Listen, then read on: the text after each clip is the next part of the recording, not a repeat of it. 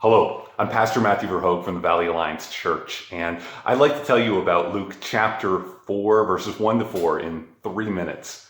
This is Jesus being tempted by the devil. The text reads, "And Jesus, full of the Holy Spirit, returned from the Jordan and was led by the Spirit in the wilderness for 40 days, being tempted by the devil, and he ate nothing during those days."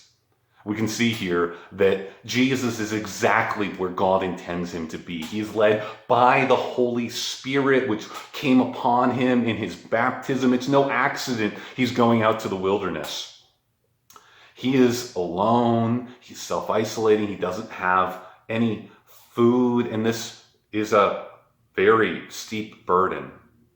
You have to ask, why does Jesus do this? Now, Jesus, I think, does this, one, being the Son of God and the start of a new humanity. He is succeeding where Adam, the first father, failed. Adam fell prey to the devil's temptation in the garden. Now Jesus is going to go outside of the garden all the way into the wilderness and face the devil on his own ground and be successful in resisting temptation. Two, Jesus is doing this for 40 days, which calls us back to the 40 years that Israel wandered in the wilderness, where Israel failed to trust God to provide in the wilderness. Jesus is going to trust God completely, even as he does not have food. Now, the first temptation is this. The devil said to him, "If you are the Son of God, command this stone to become bread." And Jesus answered him, "It is written, man shall not live by bread alone." I kind of wonder here, why was it wrong for Jesus to turn the stones into bread? It seems kind of like, hey, if he can do it, why not just, be full?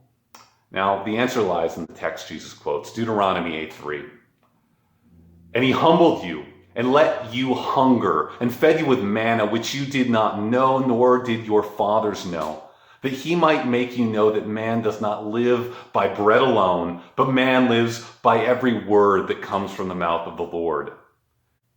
Israel's great sin in the wilderness was their grumbling and complaining. "Oh God, you haven't given me enough bread. Oh God, you have not given me any meat. Why can't we just go back to our slavery?" They didn't trust God to provide them exactly what they need, exactly when they needed it.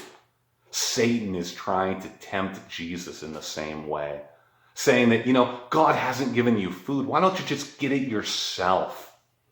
And so Jesus in response says, man shall not live by bread alone, because he knows the real thing that he has to live by and what a believer has to live by is just trusting God to provide us exactly what we need, exactly when we need it. In the same way, when we face the temptation, when we feel like God hasn't given us this thing that we really want or really feel like we need, God is calling us, even when we might be hungering, even when we're not getting this thing that we need, God is calling us to trust in him, that he will provide us exactly what we need, exactly when we need it.